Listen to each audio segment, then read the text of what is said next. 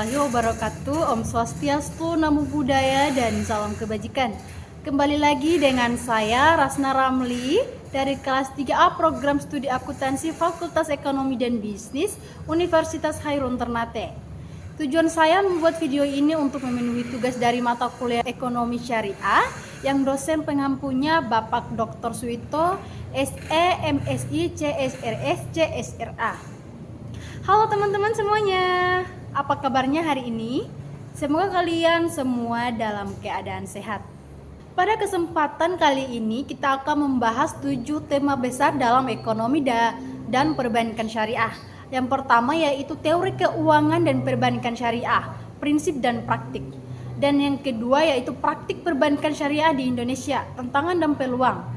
Yang ketiga yaitu optimalisasi infrastruktur dalam industri perbankan syariah di era digital. Dan yang keempat yaitu peran lembaga dan industri pendukung dalam pengembangan perbankan syariah. Yang kelima, peran Bank Indonesia pasca mulai beroperasinya Otoritas Jasa Keuangan. Dan yang keenam yaitu inisiatif Bank Indonesia mendorong pertumbuhan perbankan syariah di Indonesia. Adapun yang ketujuh yaitu tantangan dan peluang dalam keuangan dan perbankan syariah di Indonesia. Nah teman-teman, di sini kita akan membahas poin per poin dan kita akan membahas poin yang pertama yaitu teori keuangan dan perbankan syariah. Prinsip dan praktiknya. Nah, ekonomi syariah dibangun di atas fondasi nilai-nilai Islam yang bertujuan menghadirkan keadilan, keseimbangan, serta kemaslahatan dalam aktivitas ekonomi.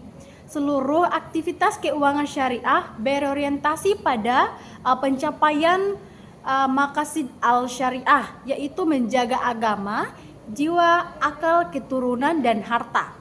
Oleh karena itu, dalam sistem keuangan syariah terdapat prinsip-prinsip yang tidak boleh dilanggar, seperti larangan riba, larangan gharar atau ketidakjelasan dalam transaksi, dan larangan masyir atau aktivitas spekulatif yang mendekati judi. Sistem syariah dibangun atas konsep risk sharing, di mana risiko dan keuntungan dibagi secara proporsional antara semua pihak, bukan dipindahkan sepihak sebagaimana terjadi pada sistem berbasis bunga. Perbankan syariah menggunakan akad sebagai dasar transaksinya. Ada akad bagi hasil seperti mudharabah dan musyarakah yang memungkinkan nasabah dan bank bekerja sama untuk mendapatkan keuntungan bersama. Ada juga akad jual beli seperti murabahah, salam dan istisna yang digunakan untuk pembiayaan barang atau produksi. Selain itu terdapat akad jasa seperti wakalah, ijarah, dan kafalah yang memberi fleksibilitas dalam layanan keuangan mulai dari pembiayaan, jasa titipan, hingga layanan transaksi. Dengan berbagai akad tersebut menjadi lembaga keuangan, tetapi juga mitra bisnis yang berperan aktif dalam mendorong aktivitas ekonomi yang sehat dan berbasis aset nyata. Contoh penerapannya terlihat pada pembiayaan UMKM melalui akad musyarakah yang memungkinkan bank dan pelaku usaha berbagi modal dan keuntungan. Sedangkan untuk pembelian rumah, akad murabahah digunakan agar bank dapat membeli rumah terlebih dahulu untuk kemudian dijual kepada nasabah dengan margin keuntungan yang disepakati. Seluruh kegiatan ini diawasi oleh Dewan Pengawas Syariah agar tetap sesuai dengan prinsip syariah. Nah, poin kedua kita bahas yang materi yang kedua. Nah, teman-teman, sekarang kita bahas poin yang kedua yaitu praktik perbankan syariah di Indonesia, tantangan dan peluang. Nah, jika kita melihat kondisi perbankan syariah di Indonesia saat ini, perkembangan industri ini terus mengalami peningkatan meski pangsa pasarnya masih relatif kecil dibandingkan perbankan konvensional. Sejak berdirinya Bank Muamalat pada tahun 1992 hingga terbentuknya Bank Syariah Indonesia, industri ini telah menunjukkan kemajuan signifikan di sektor pembiayaan, penghimpunan dana pihak ketiga, dan inovasi produk. Namun, keberhasilan tersebut juga dibarengi dengan sejumlah tantangan yang harus diatasi untuk mendorong pertumbuhan yang lebih cepat. Salah satu tantangan utama adalah masih rendahnya literasi keuangan syariah di masyarakat. Banyak masyarakat yang belum memahami perbedaan mendasar antara bank syariah dan bank konvensional, sehingga produk syariah dianggap sama saja dengan yang konvensional. Selain itu, kompetensi sumber daya manusia juga masih menjadi tantangan karena industri ini membutuhkan tenaga yang bukan hanya paham keuangan tetapi juga mengalami fikih muamalah. Infrastruktur teknologi, terutama di lembaga keuangan syariah, skala kecil seperti BPRS juga belum merata sehingga pelayanan digital belum sepenuhnya optimal. Namun di balik tantangan tersebut, terdapat peluang besar yang dapat dimanfaatkan. Pertumbuhan industri halal global membuka ruang besar bagi perbankan syariah untuk berkembang, terutama dalam pembiayaan makanan halal, pariwisata halal, hingga sektor kreatif. Bonus demografi juga menjadi peluang besar karena generasi muda lebih mudah menerima inovasi digital, termasuk layanan syariah. Transformasi digital yang semakin cepat memungkinkan bank syariah memperluas layanan melalui mobile banking dan e-wallet syariah, hingga fintech berbasis syariah. Jika peluang ini dioptimalkan, industri perbankan syariah di Indonesia memiliki potensi besar menjadi pemimpin di tingkat regional. Sekarang kita masuk ke poin 3, yaitu optimalisasi infrastruktur perbankan syariah di era digital. Nah teman-teman, dalam era digital seperti saat ini, keberhasilan perbankan syariah sangat bergantung pada kualitas infrastrukturnya. Digitalisasi telah mengubah cara masyarakat bertransaksi dari yang sebelumnya mengandalkan layanan tatap muka di kantor bank, kini beralih pada berbagai platform digital seperti mobile banking, kris, dan internet banking. Perbankan syariah harus mampu mengikuti perubahan ini dengan memperkuat sistem teknologi agar mampu melayani masyarakat secara cepat, aman, dan efisien. Optimalisasi infrastruktur digital mencakup beberapa aspek penting. Pertama, bank syariah perlu memiliki core banking system yang modern dan mendukung berbagai jenis akad syariah secara fleksibel. Yang kedua, penggunaan cloud computing akan memberikan efisiensi operasional dan mempercepat pengembangan layanan digital. Dan yang ketiga, pemanfaatan big data dan artificial intelligence dapat membantu bank menilai risiko pembiayaan, khususnya kepada UMKM dengan lebih akurat. Selain itu, keamanan siber menjadi hal yang tidak bisa diabaikan, mengingat banyaknya transaksi keuangan yang dilakukan secara daring. Bank syariah juga perlu mengembangkan kolaborasi melalui open banking agar dapat terhubung dengan fintech syariah, marketplace, dan aplikasi digital lainnya.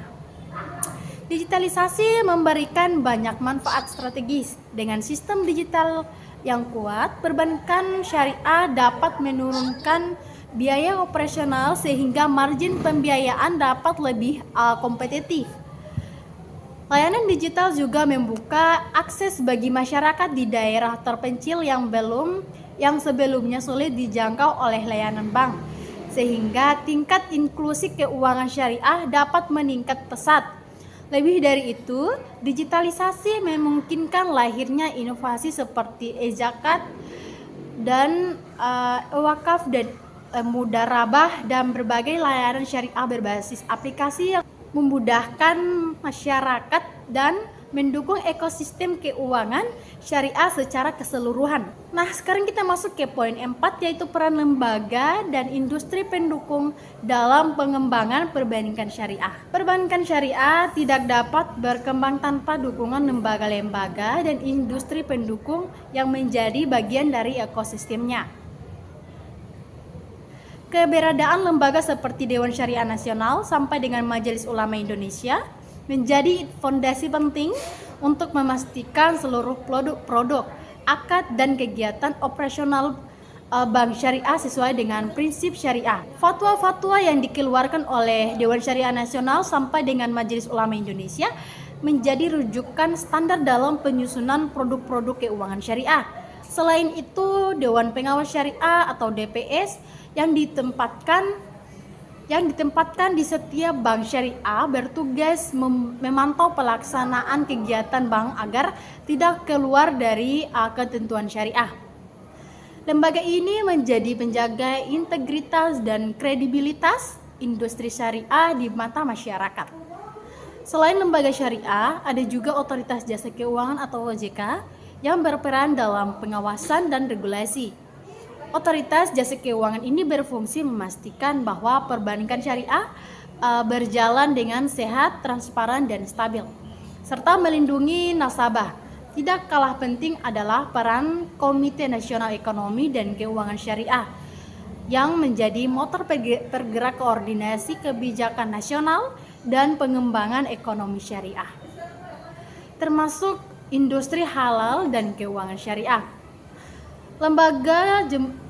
Lembaga-lembaga pendidikan dan sertifikasi juga berperan besar dalam mencetak sumber daya manusia berkualitas yang memahami baik aspek manajemen keuangan maupun fikih muamalah. Selain itu, industri pendukung seperti lembaga penjamin, lembaga riset fintech syariah, dan perusahaan teknologi memberikan kontribusi nyata dalam mendorong efisiensi, inovasi, dan perluasan akses layanan perbankan syariah. Dengan dukungan ekosistem ini, perbankan syariah memiliki fondasi kuat untuk tumbuh secara berkelanjutan. Nah teman-teman, kita masuk ke poin 5, yaitu peran Bank Indonesia pasca beroperasinya Otoritas Jasa Keuangan. Sejak Otoritas Jasa Keuangan mulai beroperasi dan mengambil alih peran pengawasan mikroprudensial perbankan, Bank Indonesia mengalami perubahan fungsi yang signifikan. Bank Indonesia tidak lagi mengawasi bank secara langsung, tetapi fokus pada kebijakan moneter, stabilitas sistem keuangan, dan pengaturan sistem pembayaran. Perubahan ini memberikan ruang bagi Bank Indonesia untuk memperkuat perannya dalam pengembangan ekonomi syariah secara lebih strategis pada tingkat makro. Salah satu peran penting Bank Indonesia adalah mengembangkan instrumen moneter syariah seperti Sukuk Bank Indonesia, Sertifikat Bank Indonesia Syariah, dan instrumen pasar uang berbasis syariah yang sangat dibutuhkan untuk mendukung likuiditas bank syariah. Selain itu teman-teman, Bank Indonesia berperan dalam penguatan sistem pembayaran syariah melalui digitalisasi seperti pengembangan kris syariah, penguatan infrastruktur SPBI, dan pengaturan layanan pembayaran berbasis syariah. Bank Indonesia juga mendorong riset dan pengembangan produk syariah dengan bekerja sama dengan berbagai instansi akademik serta memperkuat koordinasi dengan Next dalam merumuskan kebijakan nasional ekonomi syariah. Dalam dimensi makroprudensial, Bank Indonesia bertugas menjaga stabilitas keuangan dengan memastikan bahwa infrastruktur syariah mendapatkan ruang yang cukup dalam sistem moneter nasional. Dengan peran barunya, Bank Indonesia tidak hanya sebatas pengatur dan pengawas, tetapi juga menjadi akselerator penting dalam mendorong pertumbuhan sektor keuangan syariah di Indonesia. Juga menyelenggarakan berbagai program edukasi publik, pelatihan, dan pembinaan UMKM berbasis syariah.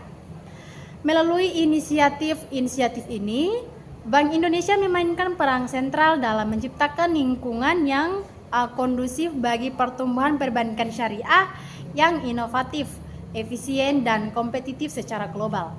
Poin ke-6 yaitu inisiatif Bank Indonesia mendorong pertumbuhan perbankan syariah di Indonesia. Untuk mendorong perkembangan industri perbankan syariah, Bank Indonesia telah mengambil berbagai inisiatif yang bersifat strategis dan komprehensif. Salah satu yang paling signifikan adalah penyusunan blueprint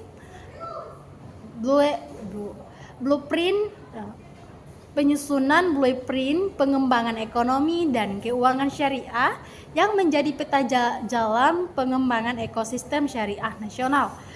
Melalui blueprint ini, Bank Indonesia mendorong sektor keuangan syariah agar lebih berintegrasi dengan aktivitas ekonomi halal seperti industri makanan halal, fashion, kesehatan, pariwisata, dan energi. Penguatan rantai nilai halal atau halal food chain menjadi fokus utama untuk meningkatkan permintaan pembiayaan syariah yang lebih sehat dan produktif. Selain itu, Bank Indonesia secara aktif mengembangkan berbagai instrumen moneter syariah untuk memperkuat pasar keuangan syariah. Bank Indonesia juga mendorong digitalisasi keuangan syariah dengan membangun infrastruktur sistem pembayaran yang ramah syariah, menyiapkan API standar, dan mendorong kolaborasi antara bank syariah dengan fintech syariah.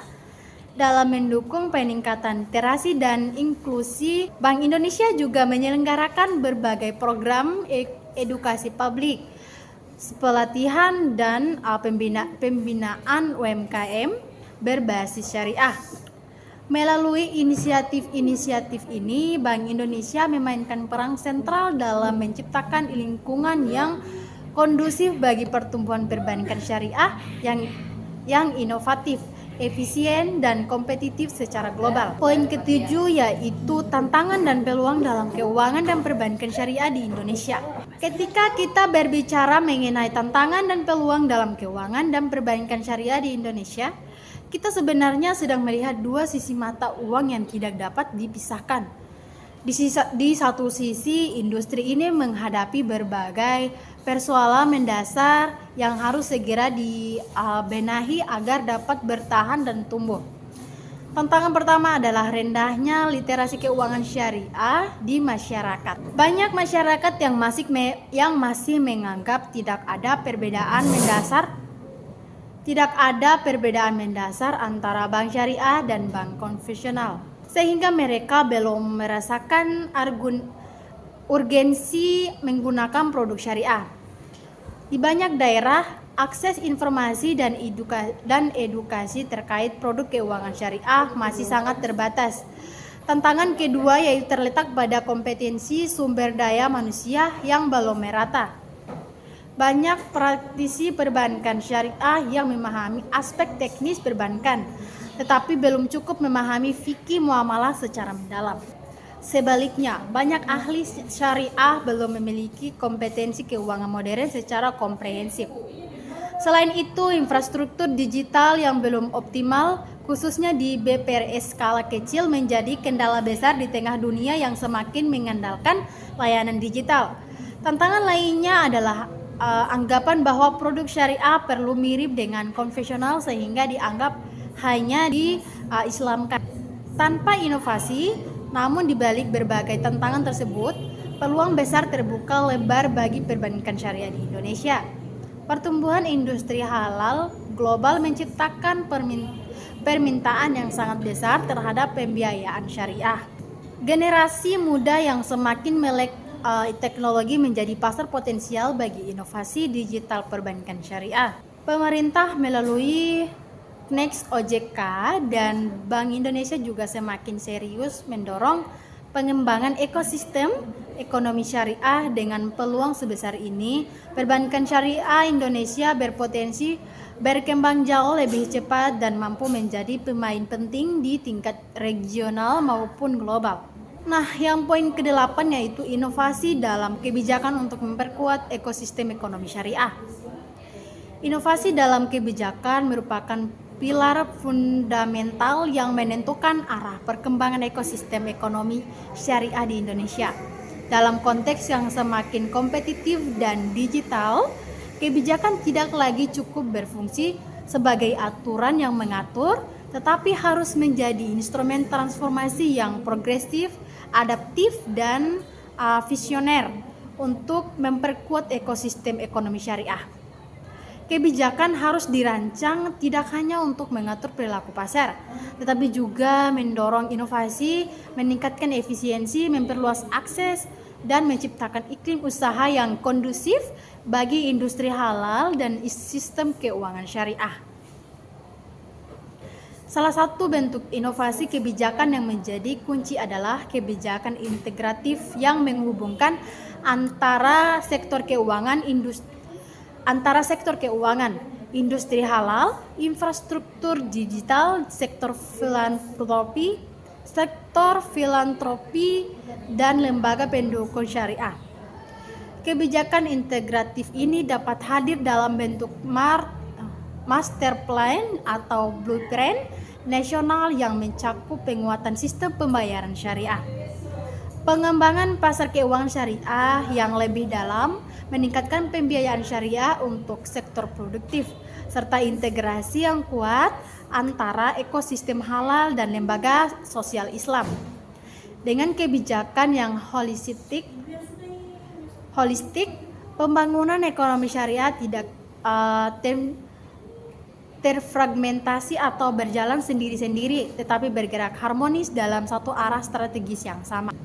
Inovasi kebijakan juga diperlukan dalam bentuk penyederhanaan regulasi untuk mempercepat pertumbuhan industri syariah. Perizinan lembaga, misalnya percepatan proses perizinan lembaga keuangan syariah, penyederhanaan standar sertifikasi halal, serta pembaruan aturan bagi fintech syariah agar mampu berinovasi tanpa terbebani regulasi yang terlalu ketat namun tetap menjaga kepatuhan syariah.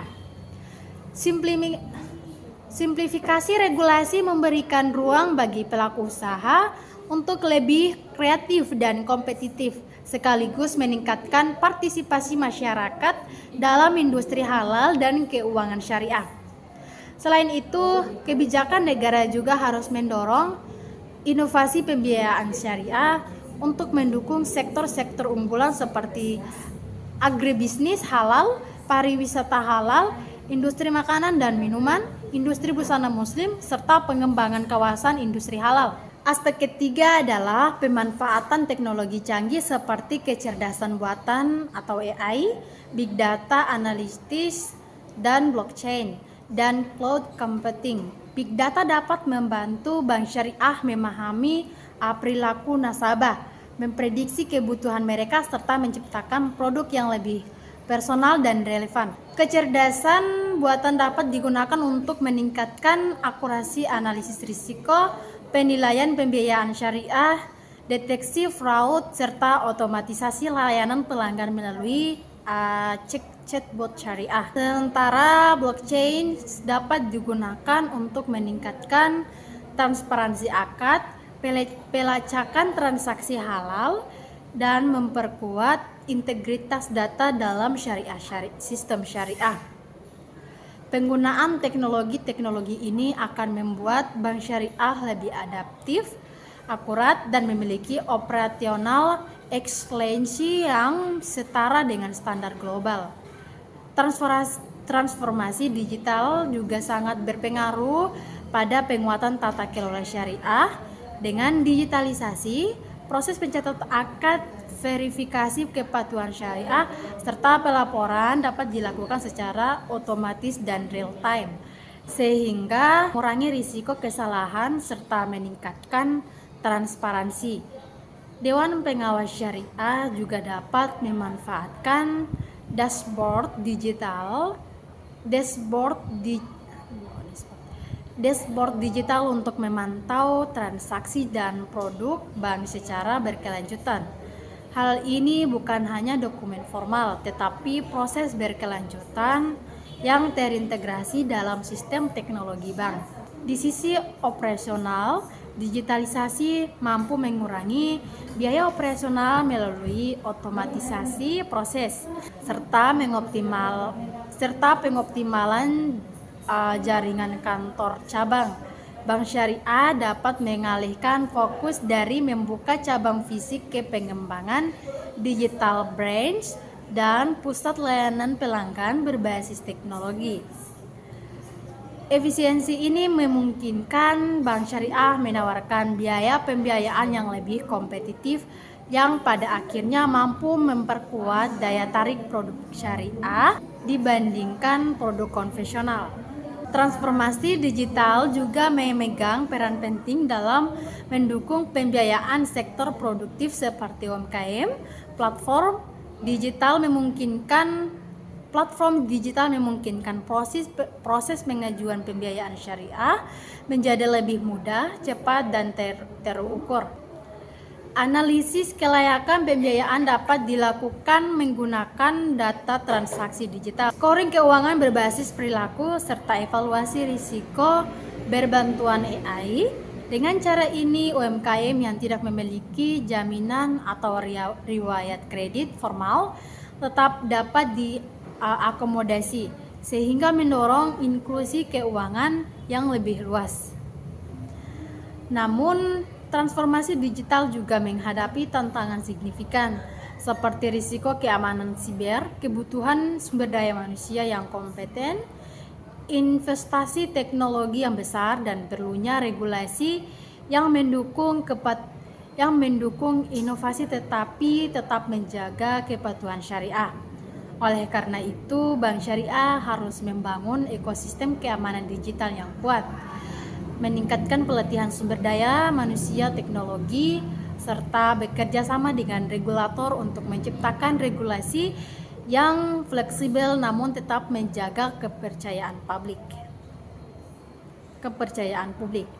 Pada akhirnya, transformasi digital bukan sekedar pilihan bagi perbankan syariah, tetapi merupakan kebutuhan strategis dan esensial untuk memastikan keberlanjutan industri di masa depan.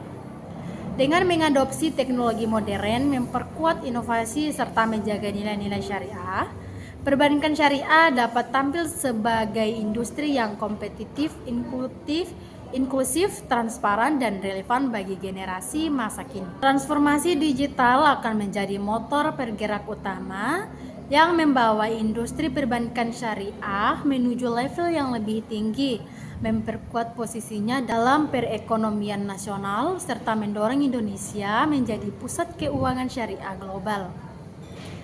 Poin ke-11 yaitu literasi dan edukasi masyarakat terhadap keuangan syariah.